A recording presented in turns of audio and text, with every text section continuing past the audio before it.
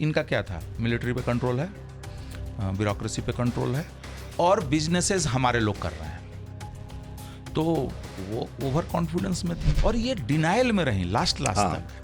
पर देखिए समस्या यही होती है, जो नेता, ये हर जगह, पश्चिम पूरब उत्तर दक्षिण हर जगह, कि नेता अगर ज़्यादा दिन तक सत्ता में रहता है तो उसके अंदर कुछ ऐसी टेंडेंसी आ जाती है कि उसको कोई हरा नहीं सकता। हमारे बंगाल में भी और उधर के बांग्लादेश में भी ये क्या चीज़ है कि पॉलिटिकल वायलेंस जो है वो एक day to day political research का विषय है वैसे। हाँ, और मजे की बात है कि बांग्लादेश की पब्लिक लाइफ में जो लोग सक्रिय हैं उसमें सबसे ज़्यादा उम्र के हैं, और ये बाकी नेताओं को कह रहे हैं कि ये बुजुर्ग हो चुके हैं और इनके पास आइडियाज़ भी पुराने हैं। हम खालिदा जिया को ऐसे नेता के तौर पर क्यों देखते हैं जो प्रो पाकिस्तानी हैं, जो एंटी इंडिया हैं और जिनके आने से कट्टरपंथ को मजबूती मिलेगी? इरशाद के खिलाफ बेगम खालिदा जिया और शेख हसीना मिल के लोकतंत्र के लिए लड़ाई लड़ती हैं। वो जो हमले हो रहे हैं, क्या ये एक कैरेक्टर दिखाता है, इस पूरे घटनाक्रम में एक खास कैरेक्टर दिखाता है कि इसमें कुछ ऐसे लोग भी शामिल हैं जिनको अल्पसंख्यकों से भारी दिक्कत है? अभी खबर आ रही है कि हिंदुओं के घर या मंदिरों पे हमले हो रहे हैं,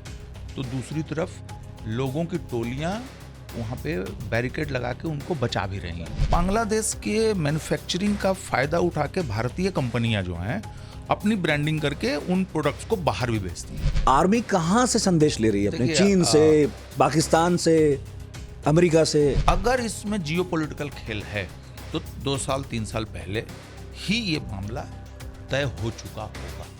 बिल्कुल। तो मुझे लगता है कि आर्मी का ये निर्णय जो है वो बहुत इनोसेंट निर्णय तो नहीं लग रहा है। प्रधानमंत्री मोदी ने अब तक मुलाकात क्यों नहीं की शेख हसीना से? इस वक्त बांग्लादेश में जो घट रहा है उसको देखते हुए कई धड़े हैं, लोग अपने अपने नजरिए से चीजों का विश्लेषण कर रहे हैं। अभी बहुत कुछ अनफोल्ड होना बाकी है, इसलिए सारे ही विश्लेषण करीब करीब अधूरे भी हैं। लेकिन मोटे तौर पर 2 तरह के लोग हैं। एक वो हैं जो ये मान रहे हैं कि बांग्लादेश में क्रांति हो गई है, एक तानाशाह को हटा दिया गया है। दूसरे वो लोग हैं जो ये मानते हैं कि क्रांति नहीं हुई है, बल्कि ये एक तरह से कट्टरपंथ की वापसी है जो छात्रों के कंधे पर सवार होकर की गई है, और नियति वही होगी जो अरब स्प्रिंग के बाद कई देशों की हुई, और वही नियति होगी जो शायद ईरान में शाह के गिरने के बाद हुई। होगा क्या ये मालूम नहीं है, क्योंकि दुनिया में पहले भी कई तरह की क्रांतियां हुई, उनके नतीजे अभी भी आने बाकी हैं। तो इस मामले में बांग्लादेश का घटनाक्रम काफ़ी ताज़ा है। बहुत सारे सवाल थे, बहुत सारी जटिलताएं थीं, तो हमने वही किया जो हर बार करते हैं, प्रकाश केरे के पास पहुंचे। प्रकाश जी को पहले भी हम कई दफ़ा कष्ट देते रहे हैं, जब हम अपना रोज़ का बुलेटिन दिन भर करते थे तब भी, और पढ़ाकू नितिन में भी। प्रकाश केरे अंतर्राष्ट्रीय मामलों के जानकार हैं, खूब अखबारों में लिखते हैं, टीवी पर भी नमूदार होते हैं, और हमारे साथ तो अक्सर पाए जाते हैं। बहुत बहुत शुक्रिया आज भी पाए जाने का। सुबह सुबह बहुत धन्यवाद, बहुत धन्यवाद। दिल्ली का मौसम जो है काफ़ी बारिश है, और मेरा ख्याल है कई इलाकों में ट्रैफिक की सूचनाएं भी आ रही थी। जिस दिन हसीना यहाँ उतरी थी उस दिन भी ऐसा ही मौसम बना हुआ था। मौसम अभी भी साफ नहीं है, हसीना का भी और हमारा भी। तो ये बताइए कि यहाँ के बाद कहाँ जाने वाली हैं, वो सबसे बड़ा सवाल तो ये बना हुआ है।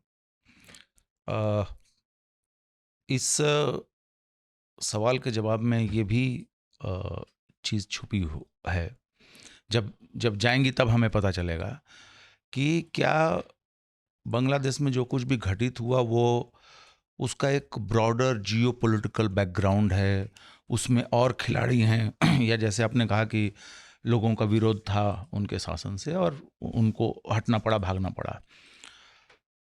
जो खबर है कि अब अलग अलग कयास लगाए जा रहे हैं। पहले मामला था कि वो लंदन जाएंगी, अमेरिका में उनका परिवार का एक हिस्सा, उनके बेटे हैं वहाँ पे, तो हुआ कि अमेरिका जा सकती हैं। फिर ये भी आया कि अमेरिका और लंदन जो है उनको वेलकम नहीं करना चाहते हैं, तो खबर आई कि वो फिनलैंड या रूस जा सकती हैं। अब देखिए, अगर अमेरिका और ब्रिटेन उनको वेलकम नहीं करना चाहते हैं तो फिर हम लोगों को इस पूरे घटना के तारों को पिछले 10 सालों में, 12 सालों में जो पश्चिम और शेख हसीना के रिश्ते हैं उनसे जोड़ना होगा। एक तो वो है। दूसरी चीज़ कि भारत के लिए दिक्कत ये है कि वो उनके साथ अच्छे रिश्ते हैं। इस बात को बांग्लादेश का अपोजिशन भी भुनाता रहा है, और इस बार भी आपने देखा प्रोटेस्ट में भी कई जगह इंडिया से रिलेटेड सिंबल्स को अटैक किया गया। तो अगर हम लोग रखें उनको बहुत लंबे समय तक, तो वो चीज़ होगी कि भाई देखो इन्होंने पनाह दी हुई है। और बांग्लादेश में कोई भी अनरेस्ट होता है अवामी लीग के सपोर्टरों की तरफ से, तो उसका ब्लेम इंडिया पे लगाया जा सकता है। वो लगा सकते हैं कि भाई आपने रखा हुआ है और ये उकसा रही हैं अपने लोगों को, या इंडिया को और शेख हसीना को उनको प्रेशर में लाने के लिए बांग्लादेश के जो एलिमेंट्स हैं जो सत्ता में रहेंगे, या उनको अपना उल्लू सीधा करना होगा, वो ऐसा सिचुएशन क्रिएट करके ब्लेम हमारे ऊपर डाल सकते हैं। दूसरी तरफ ये भी है कि ऑलरेडी वहाँ पे शेख हसीना की गिरफ्तारी की डिमांड आ रही है, और भारत और बांग्लादेश का एक समझौता है कि अगर हमारी सरकार किसी अपराधी के लिए रिक्वेस्ट करेगी तो बांग्लादेश को उसे हमें सौंपना होगा, और अगर बांग्लादेश रिक्वेस्ट करता है तो हमें देना होगा। तो वो एक बहुत अपने आप में एक जटिल स्थिति पैदा हो सकती है।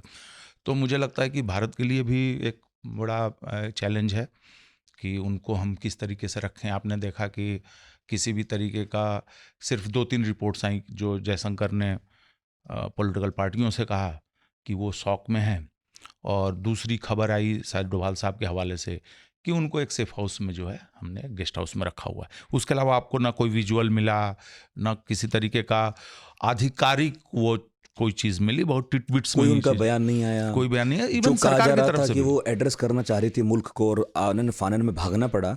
यहाँ इंडिया में आए हुए भी उन्हें काफ़ी दिन हो गए, लेकिन अभी भी उनका कोई बयान जारी नहीं हुआ। तो शायद ये भी कोशिश होगी कि हिंदुस्तान की धरती से कोशिश हो कि वो ना ना हो। एग्जैक्टली, और सही भी है वो। अमेरिका को लेकर तुरंत ही खबरें आने लगी थी। बहुत सारे लोगों ने खुलकर कहा कि इसके पीछे अमेरिका है, उसी तर्ज पर जैसे पाकिस्तान में इमरान खान के जेल जाने के पीछे अमेरिका था, क्योंकि इमरान खान अमेरिका की लाइन पर चल नहीं रहे थे। वो लगातार रूस जा रहे थे, चीन जा रहे थे। हसीना के बारे में हम चीन का नाम तो कम ही ले सकते हैं, क्योंकि वो तो प्रो इंडिया मानी जाती थी, और अमेरिका भी हमारा एलाई माना जाता है। हमारे एलाई को ये मालूम ही होगा कि बांग्लादेश हमारा एलाई है। तो फिर क्या रहा कि अमेरिका को कोई रोक ही नहीं सका, ना हम रोक सके, ना उसने हमसे बात की शायद। और अगर अमेरिका इसमें शामिल है तब की मैं बात कह रहा हूँ, और हसीना भी नहीं हमें कह सकें कि अमेरिका को रोक दीजिए। हुआ क्या ये अचानक से? देखिए, जो कुछ भी हुआ वो शॉकिंग तो है। ये तो हमें बहुत पहले से पता है कि उनके खिलाफ एक असंतोष है, था, लेकिन सब शासकों के खिलाफ रहता है। बिल्कुल रहता है। और इनफैक्ट जहाँ पे भी वोटिंग वाली सिस्टम है, वहाँ पे हमेशा मेजॉरिटी जो होगी वो सरकार की आलोचक होगी, क्योंकि मेजॉरिटी गवर्नमेंट्स नहीं होती हमारे यहाँ माइनॉरिटी गवर्नमेंट्स होती हैं, जो भी लोकतंत्र है। अब जैसे जॉर्ज बुश जीते थे तो वो उनको पॉपुलर वोट कम मिले थे, ट्रंप जीते थे तो हिलरी क्लिंटन को पॉपुलर वोट ज़्यादा मिले थे। तो ये तो होगा। वो हिंदुस्तान में भी 32-33% लाने वाला सरकार बनाता है, बना लेता तो है। शेष 70% जो है वो तो आलोचक ही है। आलोचक रहेंगे। वहाँ पे देखिए ये चीज़, विरोध प्रदर्शन भी हुए, हो रहे थे। अभी जब जनवरी में चुनाव हुए तो आपने देखा कि जो मेन अपोजिशन पार्टी है उसने बायकॉट किया, और उसमें भी कहा गया कि धांधलियाँ हुई, वोटिंग परसेंटेज बहुत कम रहा। हालांकि अगेन वोटिंग परसेंटेज बहुत बड़ा इशू नहीं है, क्योंकि ईरान में भी यही 40-42%, 47% का आंकड़ा रहा है, और फ्रांस में भी। मैं दोनों एक एक्सट्रीम का एग्जांपल दे रहा हूँ। और हमारे यहाँ भी कुछ कुछ सीटों पे आपको अभी था कि पहले दूसरे तीसरे चरण में वोट कम हुआ, तो वो था। लेकिन जो 2 दिन में पहले लगा कि भाई ठीक है, जायज़ मांगे हैं, यूथ की संख्या बहुत ज़्यादा है, तो वो आरक्षण को लेकर उनकी चिंताएं हैं, ये बात समझ में आई। दमन हुआ, उससे उनका गुस्सा और भड़का, ये भी समझ में बात आती है। लेकिन जब सुप्रीम कोर्ट ने इंटरवेन कर दिया और 7 अगस्त को फिर दूसरा फैसला आना था, तो इस बीच में ये जो 2-3 दिनों का जो वायलेंस भी बहुत हुआ, प्रोटेस्ट भी बहुत ज़्यादा बढ़ गया। पहले जो लगभग 2/3 डिस्ट्रिक्ट्स में प्रोटेस्ट था, वो पूरे बांग्लादेश में फैल गया। लेकिन ये अभी भी अचरज की बात है कि कुछ घंटों में ही पूरा सिनारियो कैसे बदल गया। तो जो पैटर्न हम देख रहे हैं वो कलर रिवॉल्यूशंस की तरह हैं, जो आमतौर पे माना जाता है कि अमेरिका और वेस्ट के कंट्रीज जो हैं सपोर्ट करते हैं। जैसा आपने एक एग्जांपल दिया अरब स्प्रिंग का, तो या यूक्रेन में हुआ था कुछ साल पहले। बिल्कुल। और कजाकिस्तान वगैरह में करने की कोशिश हुई, थाईलैंड में करने की कोशिश हुई, जो नहीं हुआ। इवन वेनेजुएला में अभी ये वो घटनाक्रम चल ही रहा है। तो हमारे पास कोई एविडेंस नहीं है कि सिर्फ पैटर्न की वजह से, इसलिए नहीं कि वहां से राजदूत नाराज होकर लौट गए थे? नहीं, और भी है, बहुत कुछ जनवरी में चुनाव को लेकर अमेरिका ने कहा था शैम है। सिर्फ अभी नहीं, मैं आपको और पीछे ले जाता हूँ, और उसमें मोहम्मद यूनुस भी एक कैरेक्टर के रूप में आएंगे। 2011 में जब शेख हसीना गवर्नमेंट ने मोहम्मद यूनुस को ग्रामीण बैंक के चीफ चेयरमैन के पद से हटाना शुरू किया, क्लैंप डाउन होने लगे, इनके एनजीओ और फाउंडेशंस पे जो है बहुत तरीके के आरोप थे, उनकी जांच शुरू हो गई। उसके पहले की फाइलें खुली कि कैसे ग्रामीण टेलीकॉम को में शेयर जो है यूनिनॉर को दिया गया, क्या नहीं हुआ। फिर यूनिनॉर और यूनुस का झगड़ा हुआ। यूनिनॉर नॉर्वे की कंपनी है, उसने नोबेल पीस सेंटर बनाया और नोबेल पीस प्राइज इनको मिला। तो कई तरीके की चीज़ें हैं, लेकिन हम अभी कयास नहीं लगा रहे, हम सिर्फ कुछ तार जोड़ने की कोशिश कर रहे हैं, कुछ फैक्ट्स को सामने रखने की। 2011 में हिलेरी क्लिंटन ने, जो उस समय स्टेट सेक्रेटरी थी अमेरिका की, विदेश मंत्री थी, तो उन्होंने शेख हसीना गवर्नमेंट से कहा था कि आप मोहम्मद यूनुस को पद से मत हटाइए और ये सारी चीज़ें मत करिए। और ये खबरें पश्चिमी अखबारों में छपी। बांग्लादेश में प्रधानमंत्री कार्यालय ने इसकी पुष्टि की कि इस तरीके की बात कही जा रही है, और शेख हसीना गवर्नमेंट ने उन रिक्वेस्ट को टर्न डाउन किया। अच्छा, ये भी ऑफिशियल है, डॉक्यूमेंटेड है कि जो क्लिंटन फाउंडेशन है उसके एक ठीक ठाक डोनर हैं, दान देते हैं मोहम्मद यूनुस। और उसके बाद से ये बात ज्यादा होने लगी कि यहाँ ह्यूमन राइट वायलेशंस हो रहे हैं। लेकिन उसके लिए आधार भी शेख हसीना ने मुहैया कराए। ये जिस तरीके से आप फर्स्ट राउंड को आप छोड़ दें, 2009 में जब ये चुनाव जीत के आती हैं, दूसरी बार प्रधानमंत्री बनती हैं, तब से अब तक लगातार थी, तो 2008 में ये खुद यूथ के अनरेस्ट पर और खालिदा जिया गवर्नमेंट के जो करप्शन और बाकी चीज़ें थी उसको लेके आई थी उसी माहौल में। लेकिन बाद में इन्होंने भी करना शुरू किया। लेकिन वेस्ट की जो एक उनके काम करने का जो तरीका है कि जो मेरे साथ है उसके 100 खून माफ, जो मेरे साथ नहीं है उसकी एक भी गलती को बर्दाश्त नहीं किया जाएगा।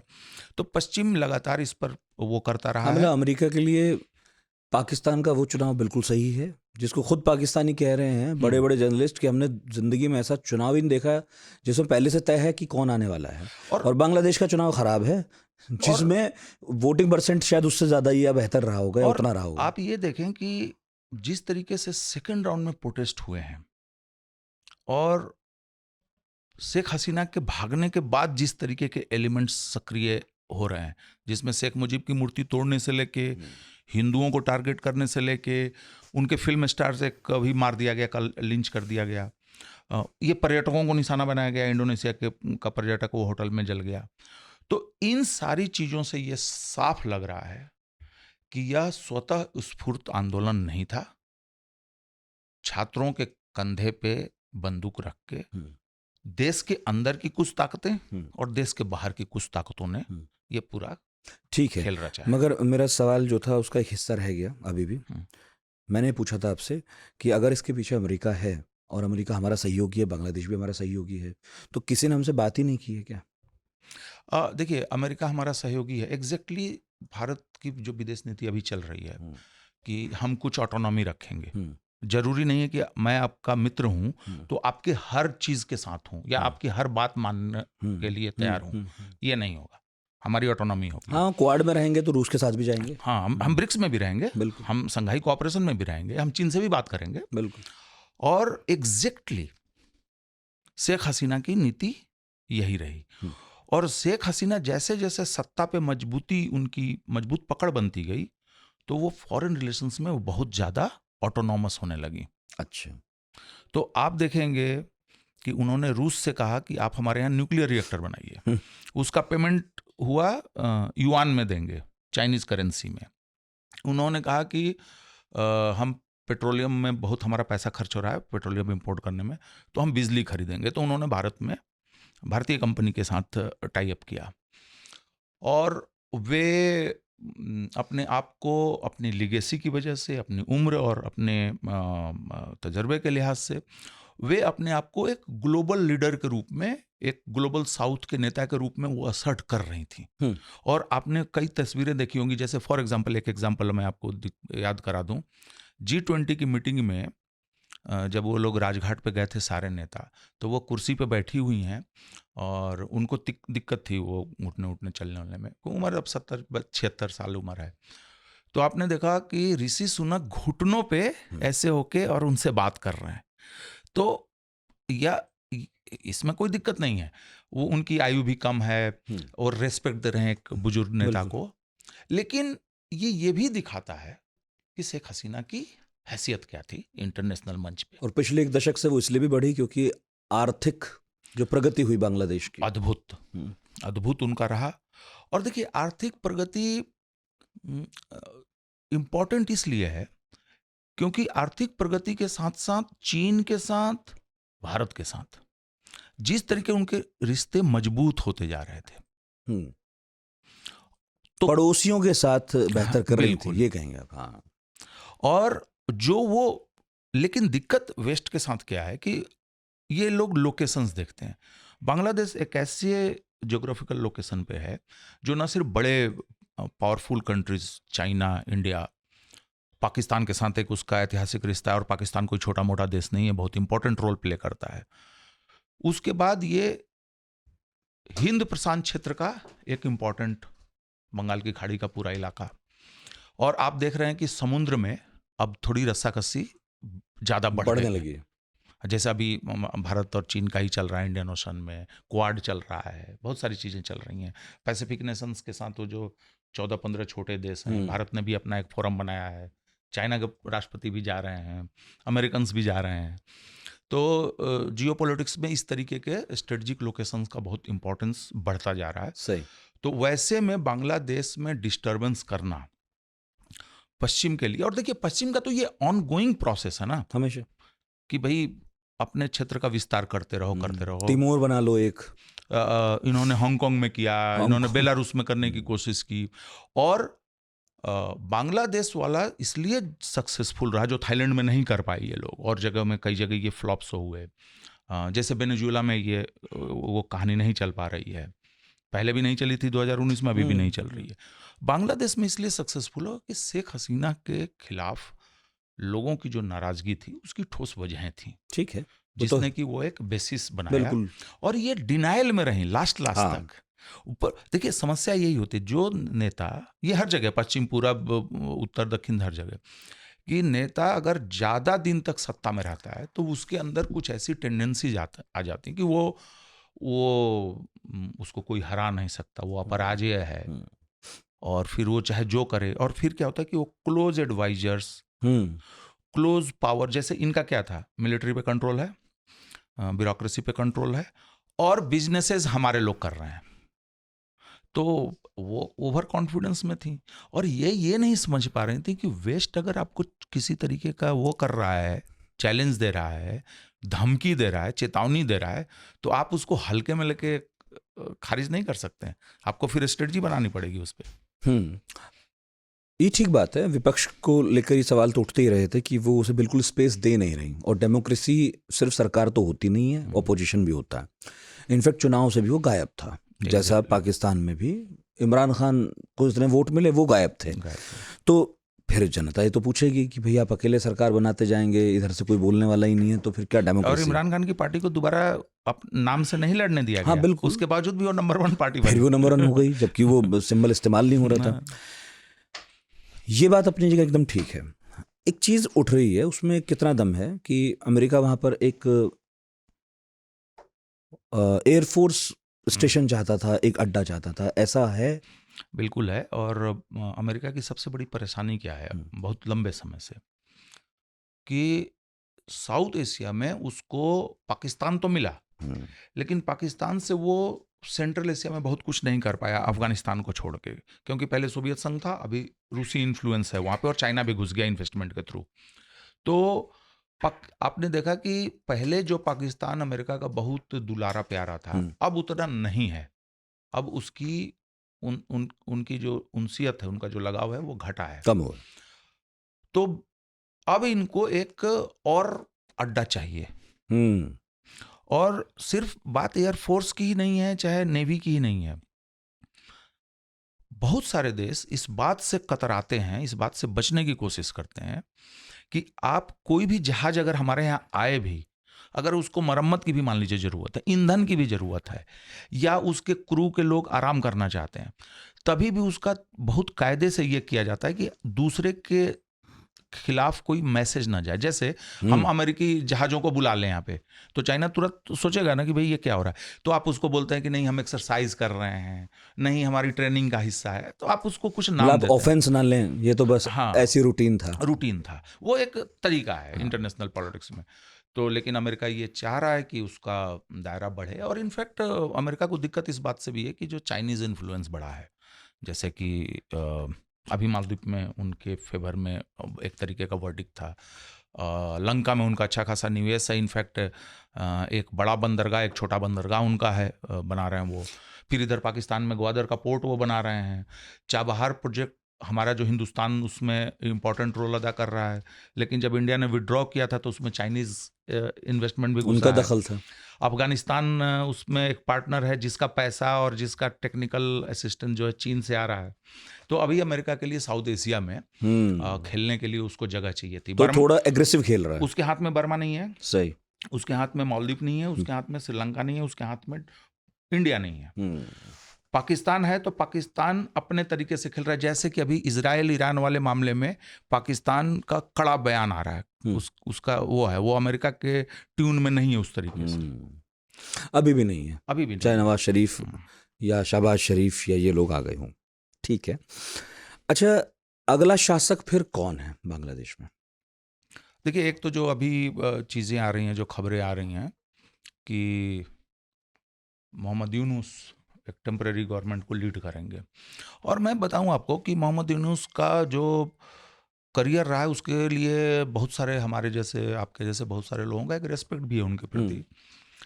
अपनी पढ़ाई के, अपने वजीफे से आप पैसा दे के, और अपनी पढ़ाई जिस पे आप पीएचडी कर रहे हैं, आप एक थियरी देने की कोशिश कर रहे हैं, उसको लागू करने के लिए आप अपना पैसा खर्च करें, इसका मतलब कि आप अपने विचार को लेकर बहुत कन्विंस्ड हैं। बिल्कुल। और उसके बाद उन्होंने सरकार की सहायता से और बाकी चीज़ों से करनी शुरू की, लेकिन बाद में जिस तरीके से वो कंप्लीटली बिजनेस में चले गए, और वो वाले मॉडल में कि सोशल बिजनेस माने एनजीओ टाइप के बिजनेस से, प्रॉफिटेबल सोशल बिजनेस से हम वो कर सकते हैं, मतलब अपनी पॉवर्टी वगैरह को उससे वो पा सकते हैं।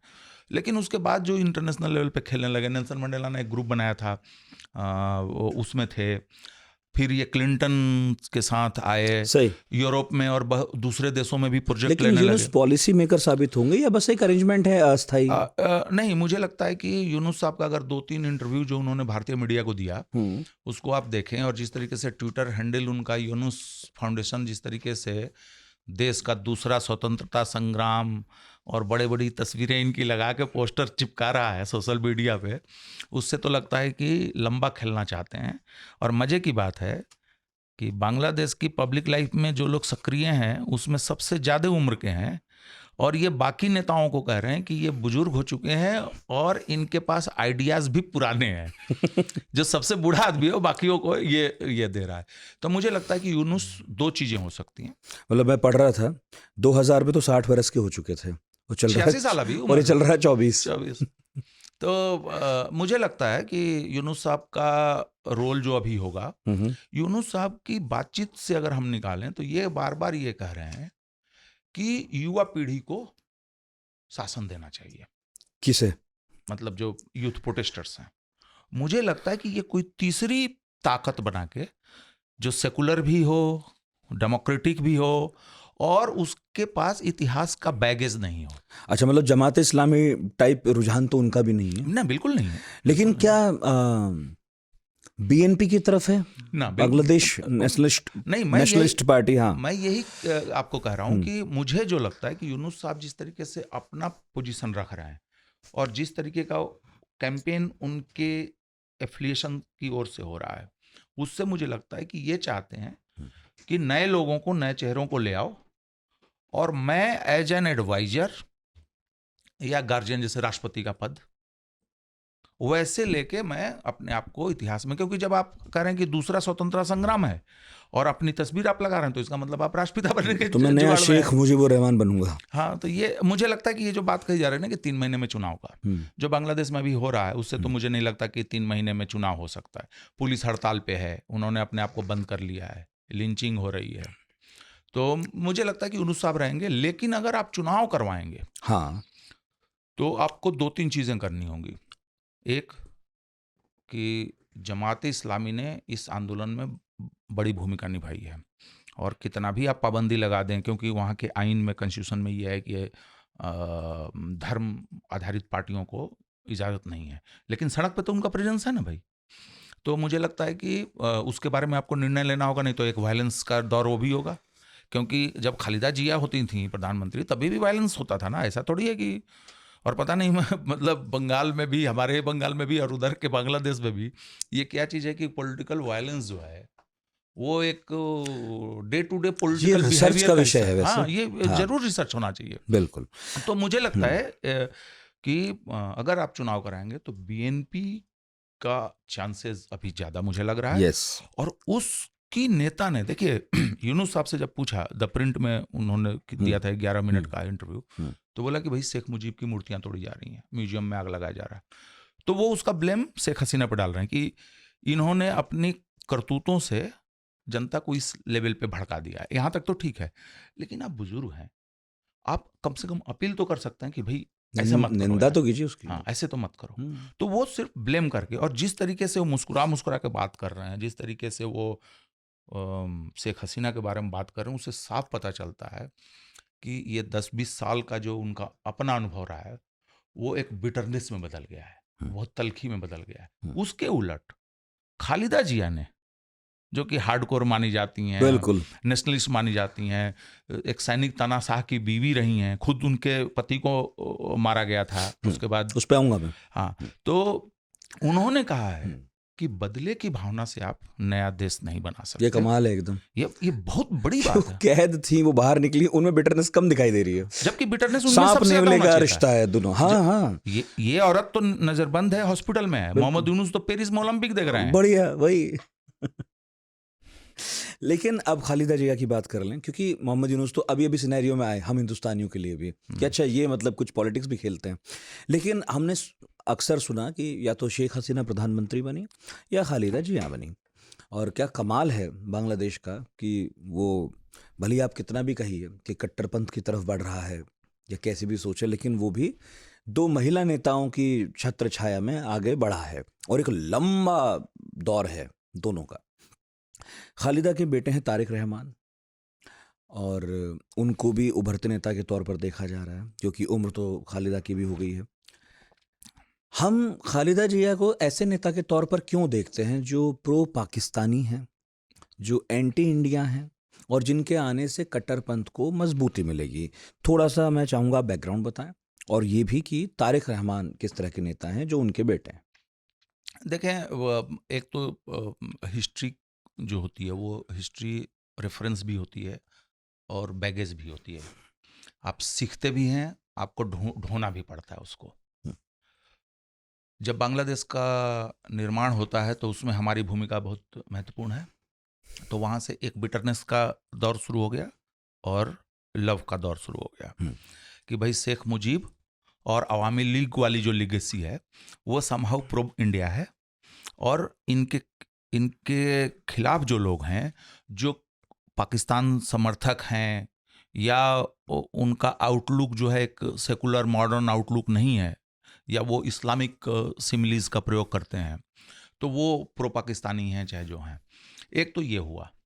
दूसरी चीज़ ये हुई कि कोल्ड वार का एरा चल रहा था, और उसके बाद ये जो अलकायदा, इराक, अफगानिस्तान, ये सारी चीज़ें हुई, तो मुस्लिम वर्ल्ड में को लेके बहुत धारणाएं भी बनी और उनकी एक भूमिका भी रही उन सोसाइटीज़ की, इंक्लूडिंग बांग्लादेश। तो वो चीज़ें जब यहाँ पे अलकायदा या इस्लामिक स्टेट या कट्टरपंथ या आतंकवाद वगैरह की बात हुई, तो आपके पास पहले से 2 फार्मूला है कि प्रो इंडिया, प्रो पाकिस्तान। तो जिस तरीके की खबरें आ रही थी तो वो यहाँ पुट हो जा रही थी। देखो हमने कहा था ना ये कट्टर लोग हैं, तो वो वहाँ पे फिट कर लीजिए।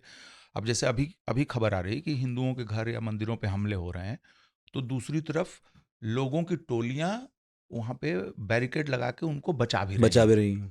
तो आप अपने अपने तरीके से ले लीजिए बिल्कुल कि भाई देखो कि कैसे हैं, देखो हिंदुओं को मार रहे हैं, एक तरीका हाँ, ये हो जिसे सकता जो है, सूट करे जो वैसी सूट बात करे। करे। तो एक तो वो हुआ है। मैं समझता हूँ कि बेगम खालिदा जिया के जो पति सत्ता में आए, जियाउर रहमान, जनरल जियाउर रहमान जब तनाशाह बनते हैं साल क्या राष्ट्रपति, था ये? वे बनते हैं 75-76 में। 75 में इनकी हत्या होती है शेख मुजीब की, शेख 15 मुजीब की, अगस्त जी, को। उसके बाद।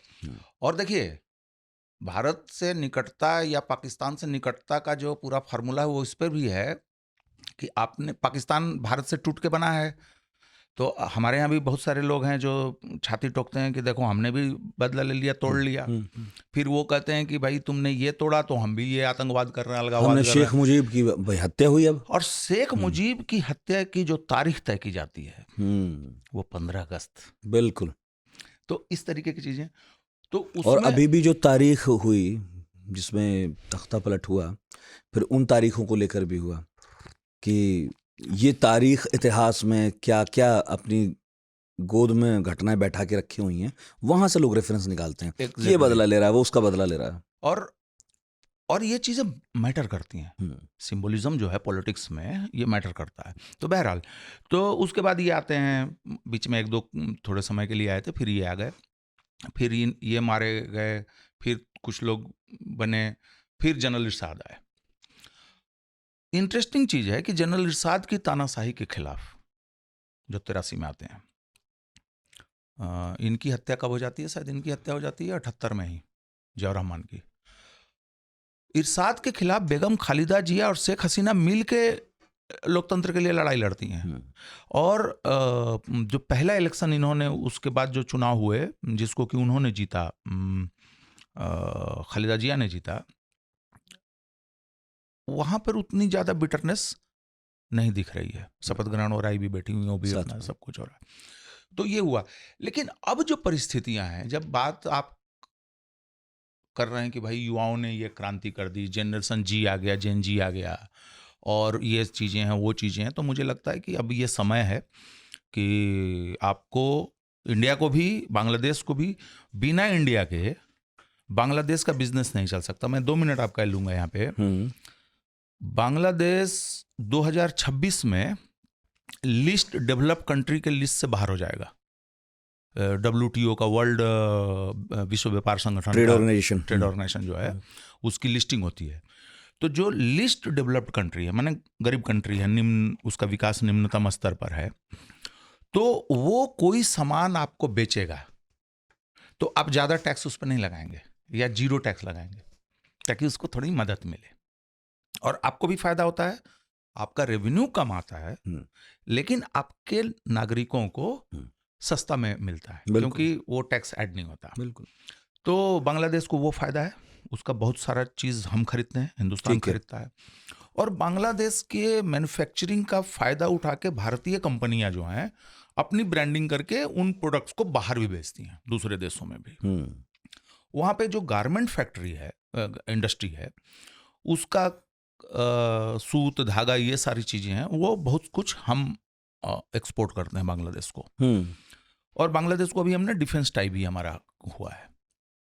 तो हमारे लिए भी बांग्लादेश इंपॉर्टेंट है, क्योंकि हमारा एक नज़दीकी बिजनेस पार्टनर है। और 4096 किलोमीटर लंबा अंतर्राष्ट्रीय बॉर्डर है, वो तो एक अलग एस्पेक्ट है। भारत का 25वां सबसे बड़ा व्यापारिक साझेदार है, 12.9 अरब डॉलर का फिलहाल कारोबार हो रहा है। और इसके अलावा हम बहुत सहायता देते रहे हैं बांग्लादेश को। $30 मिलियन का रोज का एक्सपोर्ट हमारा है, डेली का। ज़्यादातर टेक्सटाइल का काम है, टेक्सटाइल रिलेटेड। हमारे यहाँ जितने हम बड़े बड़े मॉल्स में जब जाते हैं, दुकानों पर जो कपड़े देखते हैं, अब तो टैग लगा आता है मेड इन बांग्लादेश, और हम खुशी खुशी पहनते हैं, क्योंकि ये एक स्वीकार्यता भी बड़ी है। हम ही नहीं, कि अच्छा कपड़ा, ब्रिटेन में, कनाडा में, जो अच्छा कपड़ा बनाते हैं। तीस्ता सिंचाई प्रोजेक्ट जिस पर इतनी बात होती थी, वो भी जारी है। तो हाँ, मतलब रुपये पैसों के मामले में भी हमारा उतना ही गहरा है, उतना ही नहीं, सांस्कृतिक वो तो है। लेकिन एक और चीज़ मैं आपको बताऊं कि भारत ने अपने पड़ोसी देशों के साथ तमाम समझौते किए हैं। चीन के साथ भी, पाकिस्तान के साथ भी, जैसे हमारा ये सिंधु जल समझौता है, जल संधि है, ये सब है। सबसे सक्सेसफुल समझौता जो है भारत का, वो बांग्लादेश के साथ जो भूमि समझौता है। हाँ। और आप देखिए कि पॉलिटिकल रिटोरिक छोड़ दें हम थोड़ा देर के लिए, या बांग्लादेश में कुछ लोग मजबूरी में या बेहतर भविष्य की तलाश में भारत में इलीगली आते भी हों, घुसपैठ भी करते हों, ये भी हम मान लें, उसके बावजूद भी आप अगर भारतीय मानस को टटोलें तो वो बांग्लादेश को लेकर एक निश्चिंत रहता है कि बांग्लादेश कोई सरदर्द हमारे लिए नहीं है। जैसे अब तो नेपाल को लेकर रहते थे, श्रीलंका को लेकर रहते थे। एग्जैक्टली। हमारा हेडक सिर्फ पाकिस्तान रहता चीन, था, और पाकिस्तान, बस। लेकिन उस स्थिति को कंटिन्यू करने के लिए हमें भी, इसीलिए एक भारत के लिए बड़ा डिप्लोमेटिक चैलेंज भी ये। ठीक। तारिक रहमान जो अब वारिस हैं खालिदा जिया के, देखें अब इनको तो टेस्ट किया जाना चाहिए पहले। और दूसरी चीज़ आपको ये भी दिला दूं याद कि श्रीलंका में राष्ट्रपति के चुनाव हो रहे हैं और वहाँ महिंदा राजपक्षे के बेटे भी मैदान में आ रहे हैं। तो दक्षिण एशिया में ये भी तय है। चौथी पीढ़ियाँ जो हैं वो काम संभालने लगी हैं। तो मैं देखिए अल्टीमेटली तारिक रहमान के नाम पे नहीं, बेगम खालिदा जिया के नाम पे ही चुनाव होगा। लेकिन उनकी तबीयत इतनी ज़्यादा खराब है कि मुझे लगता है कि अगर चुनाव होते हैं, एक मतलब स्पेकुलेशन मैं बता रहा हूँ कि चुनाव होते हैं तो बेगम खालिदा जिया को एक थोड़े समय के लिए, कुछ समय के लिए सिंबॉलिकली उनको प्राइम मिनिस्टर बनना चाहिए और उनको वही गलती नहीं करनी चाहिए जो शेख हसीना ने किया। आप सेकंड लाइन लीडरशिप, भले वो आपके बेटे हों या कोई और हो, आप उन लोगों को ट्रांसफ़र हैंड ओवर करिए और चीज़ें चलती रहें। अब ये कोई तरीका नहीं होता कि 15 साल 10 साल 20 साल 25 साल आप बैठे हुए हैं। कहानी तो आगे बढ़ेगी। इसमें हमने सारे स्टेक होल्डर्स की बात कर ली, एक रह गई आर्मी ने जिस तरह से, और हाँ, जो फिलहाल वहाँ आर्मी चीफ हैं वो बेगम हसीना के दूर के रिश्तेदार भी हैं। मैं कुछ रिपोर्ट्स पढ़ रहा था जिसमें कुछ आपत्तियां थी कि इनको मत बनाइए, मगर उन्होंने बनाया। और जिस तरह से हुआ, जिसमें आर्मी की बड़ी भूमिका है, आर्मी ने ना संसद को बचाया, ना आर्मी ने बचाने की कोशिश की प्रधानमंत्री आवास को। मतलब ठीक है, व्यक्ति को भी ना बचाएं तो संस्थानों की जो इमारत हैं उनको बचाना तो आपका कर्तव्य है ही। उसमें शेख हसीना बैठे या खालिदा जिया, वो तो देश की हैं, पर उससे भी आर्मी पीछे थी। और आर्मी ने तर्क दिया कि हम अपने ही लोगों पर बंदूक नहीं चलाएंगे, गोलियां नहीं चलाएंगे। और 45 मिनट दी, जो रिपोर्ट अभी तक आई, अभी आधिकारिक कुछ नहीं है, कि आप देश छोड़ दें। ये अनप्रेडिक्टेबल था क्या आर्मी के ऐसे ही रिश्ते हैं अमेरिका से जैसे पाकिस्तानी आर्मी के अमेरिका से माने जाते हैं? और क्या अब सेंट मार्टिन आइलैंड अमेरिका को मिल जाएगा, जिस पर ज़्यादा जोर था अमेरिका का? मतलब मैं उस स्थिति में कह रहा हूं, अगर अमेरिका ही पीछे है तो आर्मी कहाँ से संदेश ले रही है? अपने चीन से, पाकिस्तान से, अमेरिका से? यहाँ तक तो ठीक है कि भाई आर्मी ने ये कहा कि अपने लोगों पे हम गोली नहीं चलाएंगे, बहुत बढ़िया है। लेकिन जैसा आपने कहा कि भैया आपकी जो ड्यूटी थी उसको तो आपको निभाना चाहिए था। लेकिन हुआ क्या, एक रिपोर्ट आई है कि उन्होंने बीती रात, जिस दिन ये घटनाक्रम हुआ उसके पहली रात को उन्होंने ये डिसाइड किया था कि हम इंटरवेन नहीं करेंगे। लेकिन मैं समझता हूं कि हुआ क्या है, जिस सच से अपने आप को शेख हसीना ने देखने से इनकार किया, न देख सकी, उस सच को वहां पे आर्मी के लोगों ने देखा। तो उन लोगों ने अपने फ्यूचर को सिक्योर करने के लिए उन्होंने किनारा कट लेना ज़्यादा उचित समझा। और ऐसे भी विजुअल्स आए हैं जिसमें शेख मुजीब के पोस्टर्स को आर्मी के जवान भी टीयर डाउन कर रहे हैं। तो मैं समझता हूं कि आर्मी के जो वहाँ का लीडरशिप है, और खबर भी आई थी, कुछ जर्नलों ने कहा था कि भाई ये ठीक नहीं है कि आप इंटरवेन करें या लोगों को मारें। पूर्व सेना अधिकारियों ने भी कहा था कि ठीक नहीं हो रहा है। तो मुझे लगता है कि सेना जो कि वहाँ की एक बहुत सेना की जो लीडरशिप है वो बंगाली समाज की एलिट हिस्से का वो है। तो मुझे लगता है कि उन लोगों ने भी अपनी चतुराई समझी। और लास्ट वाली जो बात आपने कही कि अगर इसमें जियोपॉलिटिकल खेल है तो 2 साल 3 साल पहले ही ये मामला तय हो चुका होगा। बिल्कुल। तो मुझे लगता है कि आर्मी का ये निर्णय जो है वो बहुत इनोसेंट निर्णय तो नहीं लग लगता रहा है। वैसे बांग्लादेशी आर्मी को हम उस आर्मी के जैसा देखते भी नहीं है जैसा हम पाकिस्तान की आर्मी को देखते हैं, कि प्रधानमंत्री भले ही कोई हो लेकिन आर्मी अपने स्तर से जो है तय कर लेती है कि हमें क्या करना है, हमारी विदेश नीति क्या होगी, तुम्हारी जो प्रधानमंत्री अपना देखते रहें।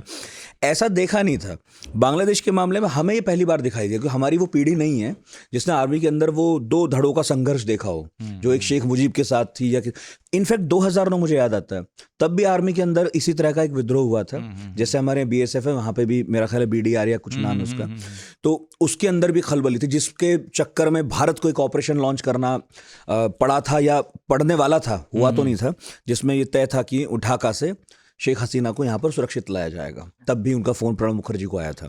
तो आर्मी के अंदर ये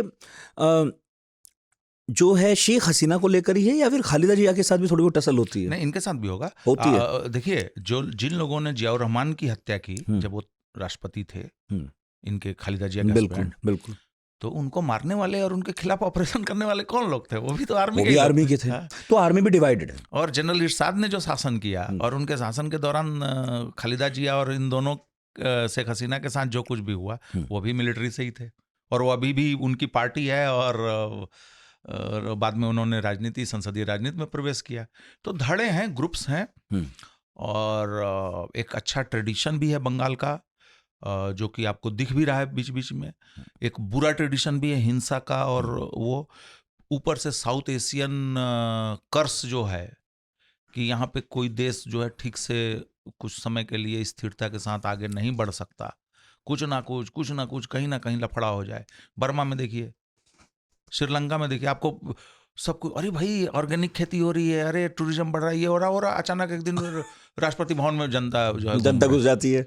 इमरान खान जीत गए, भाई क्या पॉपुलर आदमी, नॉट आउट कैप्टन, फलाना ढेकाना, पता चला कि कहानी खत्म। बिल्कुल, हारती हुई बाजी जीतने वाला एकदम से। और आपने एक और चीज देखी पाकिस्तान में, कि आर्मी के ठिकानों पे और अफसरों के घरों पे पंजाब के गवर्नर के घर पे हमले हुए, जो पीछे कुछ दिन पहले जो हुआ था। उसमें एक घर तो वो था जिसमें जो जिन्ना का था, उसमें जिन्ना रहे नहीं थे, लेकिन वहां भी बिल्कुल यही सीन में देख रहा था कि लोग ऐसे घुसे, वहां से बत्तखें और बकरी ले गए। यही शेख हसीना के यहाँ हुआ है। पाकिस्तानी सेना के सही देखिए, सेना, पाकिस्तान हमारा शत्रु देश हो सकता है, लेकिन जो वहाँ की प्रोफेशनल मिलिट्री है वो लड़ाई लड़ रही है, तो उस देश के लिए तो वो भी शहीद है ना, जैसे हमारा शहीद है। बिल्कुल। तो आप उसके कब्र को जाके उसके मेमोरियल को कैसे तोड़ सकते हैं? और उस दौरान ये भी हुआ, जैसे अभी हम बांग्लादेश में होता हुआ देख रहे हैं। पहली बार आर्मी को सीधा टक्कर आवाम दे रही थी, पाकिस्तान में भी। अच्छा, चीन का बहुत संक्षेप में पूछूंगा, चीन का भी कोई रोल दिखता है? देखिए, दो अब इंटेलिजेंस या कुछ एलिमेंट्स किसके, कौन, इंडिया के, पाकिस्तान के या चाइना के खेले होंगे, ये तो हम लोगों को भाई इंडिया तो जिस तरह से ठगा सा रह गया और अभी तक कोई ठीक ठाक बयान आ नहीं रहा, तो मैं वही पूछ रहा हूँ कि उसकी भी स्थिति ऐसी है। कॉमन सेंस है। आप देखिए नितिन, अगर मेरी एक दुकान है और आप मेरे सबसे बड़े ग्राहक हो और एकदम परमानेंट ग्राहक आप हैं और खूब हमारा सामान खरीद रहे हैं, या आप हमारे सप्लायर हो, तो हम दोनों का हित इसी में है कि हम दोनों का काम चलता रहे, स्टेटस को बना रहे। तो चाइना और हिंदुस्तान दो ऐसे देश हैं जिनको कि अभी भी समझ में नहीं आ रहा है, लेकिन दोनों देशों ने एक स्टाइल अपनाया जरूर है। चीन थोड़ा पहले से अपनाता है। आपके देश में किसका शासन है, कौन आइडियोलॉजी है, क्या व्यवस्था, इससे हमको मतलब नहीं है। आइए सामान खरीदिए, सामान बेचिए, दैट्स इट। नहीं, म्यांमार के मामले में हमारा भी ऐसा ही है। हाँ, म्यांमार नहीं, हमने कुछ जगह तो हमारा ऐसा ही है ही। अभी हमने भी करना शुरू किया। बिल्कुल। तो मुझे लगता है कि हम लोगों को और चाइना के को नजर बनाए रखनी चाहिए। हालांकि उन्होंने ऑफिशियल स्टेटमेंट दे दिया है, ठीक है, कि हम नजर बनाए हुए हैं और हम किसी भी तरीके का कोऑपरेशन करने के लिए तैयार हैं। ठीक है, तो भारत को भी वही वेट करना पड़ेगा। लेकिन तब तक मुझे लगता है कि भारत और चीन दोनों का ठीक ठाक आर्थिक नुकसान हो चुका होगा।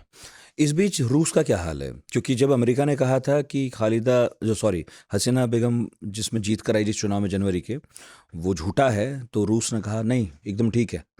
अब रूस क्या कर रहा है, कहाँ है? अब देखिए, अभी क्या होता है ना कि इंटरनेशनल पॉलिटिक्स में ऑफिशियली बयान देने में लोग थोड़ा सा समय लेते हैं। तो मुझे लगता है कि उनका बयान कुछ ना कुछ आ ही गया होगा, अब तो छप ही जाएगा 1-2 दिन में। लेकिन उनके लिए बहुत कुछ स्टेक पे नहीं है। वो ये इंतजार करेंगे कि भारत और चीन जो है किस तरीके से आगे बढ़ते हैं, क्योंकि ये भी सच्चाई है कि रूस के जो सबसे करीबी जो दो देश हैं वो चीन और भारत ही हैं, तो वो इन्हीं पे नजर रखेगा कि भाई क्या करना है नहीं करना है। और ये भी कहा जा रहा है कि चूंकि बांग्लादेश ब्रिक्स में शामिल होना चाह रहा था, बेल्ट एंड रोड परियोजना का हिस्सा था, ये चीजें भी शेख हसीना के खिलाफ वारंट निकालने में, आरोप पत्र में शामिल कारक रही होंगी। अच्छा, मैंने अक्सर आपको बताया होगा, एक पढ़ाकू पार्टी ग्रुप है हमारा, और वहाँ से बड़ी मांग उठी थी कि प्रकाश केरे को उस मुद्दे पर लाया जाए, उनसे सब बातें की जाए। वहीं से एक सवाल आया था, प्रकाश ही उनका नाम है, वो कह रहे हैं प्रधानमंत्री मोदी ने अब तक मुलाकात क्यों नहीं की शेख हसीना से? सिंपल डिप्लोमेटिक तरीका होता है। अगर वो प्रधानमंत्री होती और मान लीजिए कि किसी के यहाँ शादी में आई होती, 1 मिनट के लिए मान लिया जाए, तो जरूरी नहीं कि हमारा प्राइम मिनिस्टर भी जाके वहाँ मिलेगा, या हमारा प्राइम मिनिस्टर कभी जाए तो कोई आए। वैसे क्योंकि ये तय नहीं था क्यों आएंगी, तय नहीं है, सर्कमस्टांसेस बिल्कुल अलग है। तो ऐसे नहीं है। कई बार क्या होता है कि आप मिल नहीं सकते पर्सनली। जैसे अभी याद होगा आपको, भारत के प्रधानमंत्री आ रहे थे यूरोप से, तो दुबई में संयुक्त अरब अमीरात के जो राष्ट्रपति हैं उनके पिताजी का देहांत हुआ था। हाँ, तो कंडोलेंस देने के लिए वो रुके, तो वो बाकी कहीं नहीं गए, बिल्कुल एयरपोर्ट पे ही वो आ गए और वहीं पर उन्होंने कंडोलेंस दे दिया, थोड़ा वहीं पर उन्होंने बातचीत करी और फिर वो हिंदुस्तान चले आए। तो एक तो ये तरीका है, बिल्कुल। और दूसरा कि अभी जिस सर्कमस्टांसेस में है, क्या है नहीं है, ठीक। और जैसा कि जयशंकर ने कहा कि वो शॉक में है, ठीक, तो थोड़ा उनको भी थोड़ा उभरने का समय दिया बिल्कुल। राकेश ने वहीं उसी ग्रुप पर सवाल पूछा था कि बांग्लादेश के ताज़ा हालात का आकलन करने में भारतीय खुफिया एजेंसियां क्या विफल रहीं? ये सवाल सच में बहुत सारे लोगों ने पूछा कि हम तो वहाँ ठीक ठाक स्थिति में थे, हमें वहाँ की सारी खबर रहती थी, और रॉ ठीक ठाक एजेंसी है, सब पता चलता है, लेकिन ऐसा अचानक हो जाना। अगर मैं इसी चीज को अगर उलट के कहूँ कि भारतीय एजेंसी आगाह थी, मान लीजिए 1 मिनट, अच्छा, सवाल ये नहीं है कि आप आगाह थे या नहीं थे, आप कर क्या सकते थे? आप मुझे बताइए, आप आगाह भी थे, आपने इनको ज्यादा से ज्यादा आपने इनको बता दिया होगा कि ऐसा कि भाई होगा। देखिए आप सावधान रहिए, लेकिन आपके पास उससे ज्यादा आप क्या कर सकते थे? मिलिट्री भेज देते, जैसे 2009 में कोशिश थी कि भेज देंगे, इवैक्यूएट वैसे करने के उसकी लिए। जरूरत पड़ी नहीं, नहीं, उन्होंने खुद ही भिजवा दिया। अफगानिस्तान में भी हुआ, अफगानिस्तान में हुआ था। हाँ। जब नजीबुल्लाह को जब हाँ, तालिबान का शासन आया बिल्कुल, था, बिल्कुल, तो उनको निकालने की बात हो गई थी। बिल्कुल। लेकिन तब तक क्या हुआ था कि रशीद दोस्तम जो थे, जिनके कब्जे में एयरपोर्ट था, उन्होंने पाला बदल लिया, बिल्कुल, तो जहाज उतरे नहीं। तो फिर कहानी खराब हो गई। और तो मुझे लगता है कि प्राइम मिनिस्टर मिलेंगे या नहीं मिलेंगे ये बात की बात है, लेकिन निश्चित रूप से संदेश तो पहुंचा ही दिया होगा भाई। अब आपके राष्ट्रीय सुरक्षा सलाहकार जा रहे हैं, मिल रहे हैं, हाँ, वो भी मिल ही रहे हैं, सही और बात जहाँ है। पे सेफ हाउस है, क्या वहाँ पे हमारे ऑफिसर्स और बाकी लोग नहीं हैं? हाँ, मुलाकात होती है, फोन भी हो जाते हैं, उनके साथ उनकी बहन आई मीडिया है, में भली बात ना है, उनके साथ उनकी बहन आई है, और लोग आए होंगे, क्या हमारे इंटेलिजेंस ने और हमारे विदेश विभाग ने जो है ब्रीफिंग नहीं ली होगी? ये सारी चीजें होंगी। अब जरूरी थोड़ी है कि सब कुछ हम लोगों को पता चले। ठीक है, पॉडकास्ट के आखिरी हिस्से में है, 1-2 सवाल जल्दी से पूछूंगा। हालांकि विक्रमजीत, आर के मार्को, सरबजीत, इन्होंने भी सवाल पूछे थे, मगर उन पर आपने जवाब दे ही दिए, वो बातें हो गई ऑलरेडी। जिन छात्रों के कंधे पर ये सब कुछ हुआ और जिनकी प्रोफाइल्स मीडिया में काफ़ी तैर रही हैं, और नाहिद इस्लाम उसमें प्रमुख चेहरे हैं, इनका क्या होगा? क्या वही होगा जो हमने भी छात्र आंदोलन का हश्र देखा है, या ये वाकई कोई भूमिका भी निभाएंगे? मुझे लगता है कि निभाएंगे। उसकी 2-3 वजह हैं। एक, क्योंकि मोहम्मद यूनुस उनको बैक कर रहे हैं, बार बार कह रहे हैं। दूसरी चीज कि बांग्लादेश की पॉपुलेशन में यूथ का बहुत बड़ा हिस्सा है, इस बात को आर्मी भी समझ रही है, इस बात को इंडस्ट्री भी समझ रही है। आपका वर्कफोर्स वहीं से आना है, आपकी मिलिट्री वहीं से आनी है, और वे लोग उन्हीं लोगों के रिश्तेदार हैं जो लोग बूढ़े हैं समाज में, चाहे जिनकी उम्र ज्यादा है। भाई मैं अपने बाप का ही तो बेटा हूं ना, आप ये तो है ही। तो मुझे लगता है कि इनकी एक भूमिका होगी। लेकिन क्या ये लोग जो सोच रहे हैं कि भाई जो विजन है, जो पीछे की चीजें जिनसे ये बौखलाए हुए हैं, गुस्से में हैं, नाराज हैं, सरकारी नौकरियां चाहते हैं, कोटा हटे, नौकरियां ज्यादा मिले, तो क्या उनके लिए विजन है? क्यों? क्योंकि इस एपिसोड ने बांग्लादेश को ऑलरेडी 2-3 साल पीछे कर दिया है। कोरोना और यूक्रेन के वार से इनको बड़ी चोट पहुंची थी। हालांकि उसके बावजूद भी 3.5% जो है ग्रोथ इन्होंने ले लिया था 2021 में। बट द थिंग इज कि अब तो इंडिया भी सोचेगा क्या करना है नहीं करना है। अब जैसे फॉर एग्जांपल अदानी वाला मसला हुआ था, ये बिजली बेचने का करार है, तो हुआ कि भाई इतनी बिजली आप देंगे, तो बीच में कोयले के दाम को लेकर तनातनी हो गई। तो एक अच्छा रिश्ता है तो तनातनी भी आप एमिकेबली सॉल्व कर सकते हैं, लेकिन जब एक दूसरे पर डाउट रहेगा तो आप कैसे करेंगे? सही। और चीन इस बात को तो वेट करेगा ना कि चाहे यूथ, ये छात्र नेतृत्व में आए, चाहे बीएनपी आए, चाहे कोई आए, मोहम्मद यूनुस आए, आप यूनाइटेड स्टेट्स के इंटरेस्ट को कितना जो है प्रमोट कर रहे हो या बैलेंस बना के चल रहे हो, इस पर निर्भर करेगा चीन का रुख। तो ये जो यूथ है इनको बहुत सावधानी से कदम बढ़ाना और पड़ेगा। कोशिश करनी पड़ेगी कि इतनी मेहनत के बाद, इतना खून बहने के बाद, इतना केओस होने के बाद, दुनिया में इतनी लानत मलानत और तारीफ होने के बाद, अब इसका वही हश्र ना हो जैसा मैं पहले भी कह रहा था, जो अरब स्प्रिंग में हुआ या जो ईरान में हुआ, कि एक तानाशाही हुकूमत के बाद जो दूसरी आई वो भी एब्सोल्यूट पावर के साथ आई और कोई आंसरेबल नहीं है वो किसी के लिए। तो बांग्लादेश में वैसे ही हाल ना हो। बिल्कुल आखिरी सवाल है, इसमें 2-3 चीज़ें मिला के पूछूंगा, इसका जवाब देने की कोशिश कीजिएगा संक्षेप में। एक तो पाकिस्तान, क्योंकि पाकिस्तान के बारे में हमने जैसा कहा कि बदला लेने जैसी वाली फीलिंग है कुछ थोड़ी बहुत, कि हमने भी अपना हिसाब बराबर कर दिया। वो खालिदा जिया में क्या संभावना देख रहा होगा? क्योंकि आप ही ने कहा कि खालिदा जिया की पार्टी अभी वहाँ ज़्यादा पॉपुलर भी होगी, चुनाव भी लड़ेगी, जीतेगी भी और शायद खालिदा बने भी। एक तो पाकिस्तान वो, दूसरा कि जिस तरह से हमले हुए हैं अल्पसंख्यकों पर, और इस बीच हाँ, हसीना बेगम के बेटे ने भी कहा है कि बांग्लादेश अब पाकिस्तान की तर्ज पर चलेगा। तो जिस तरह के हमले हो रहे हैं अल्पसंख्यकों पर, और जो हमारी चिंता है भारत की, जो खुलकर विदेश मंत्री ने भी कहा है संसद में, तो वो जो हमले हो रहे हैं, क्या ये एक कैरेक्टर दिखाता है इस पूरे घटनाक्रम में, एक खास कैरेक्टर दिखाता है कि इसमें कुछ ऐसे लोग भी शामिल हैं जिनको अल्पसंख्यकों से भारी दिक्कत है? क्योंकि रविंद्र संगीत तो अब तक वहाँ बैन हो रहा था, जब दोनों देश एक थे पाकिस्तान बांग्लादेश, तब भी रविंद्र संगीत को लेकर परहेज था कि ये इस्लाम के खिलाफ है, और अभी तक भी होता रहा है। तो कट्टरपंथ को हम भले ही नकारें, लेकिन बढ़ता तो दिखा ही है, दुनिया भर में बढ़ रहा है, हिंदुस्तान में भी नहीं नकार सकते। तो मिला जुला सा एक सवाल है, इस पर आप आखिरी टिप्पणी इस पॉडकास्ट की। देखें, इसकी तरफ मोहम्मद यूनुस ने भी इशारा किया है, और कई लोग, इनफैक्ट मुझे भी लगता है कि क्या ये एक तरीके की धमकी है हिंदुस्तान को। उन्होंने ये कहा है कि बांग्लादेश में अगर अनरेस्ट रहता है तो आस पड़ोस के जो हिंदुस्तान के जो हिस्से हैं वे भी इसके असर से नहीं बच पाएंगे। और आपने देखा कि आज खबरें भी आई हैं कि करीब 600 लोग उधर से आने की भागने की कोशिश कर रहे थे। फिर ये भी चिंता है कि जो जेलों से लोग भाग रहे हैं उसमें से कुछ लोग स्नीक इन न कर जाएं हिंदुस्तान में। ये चीज़ें हैं। तो सवाल ये नहीं कि पाकिस्तान की आईएसआई कितनी बड़ी भूमिका निभा सकती है। दिक्कत ये है कि बांग्लादेश अपने लिए क्या सोच रहा है। अगर वो सोच रहा है कि हम इकोनॉमिक डेवलपमेंट को कंटिन्यू रखें, समाज में कोहेजन रखें, तो फिर वो इस्लामिक आईएसआई उसमें एक्टिव भी हो, अमेरिका एक्टिव भी हो, तो उससे हमको कोई चिंता की बात नहीं, कोई बहुत फर्क नहीं पड़ता है। लेकिन अगर पाकिस्तान बांग्लादेश में अपने क्लाउड का इस्तेमाल अगर पूर्वोत्तर में या बंगाल में या असम में अनरेस्ट, देखिए 2 चीज़ें हो रही हैं।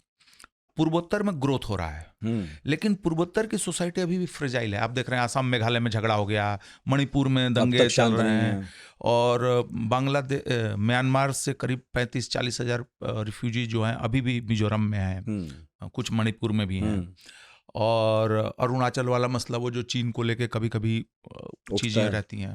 तो बांग्लादेश की सीमा से सटे होने के नाते, चीन की सीमा से सटे होने के नाते, खुद पूर्वोत्तर में कितने ट्राइब्स हैं, कितने रिलीजन्स हैं, तो इन सब को देखते हुए वो इलाका बहुत फ्रेजाइल है।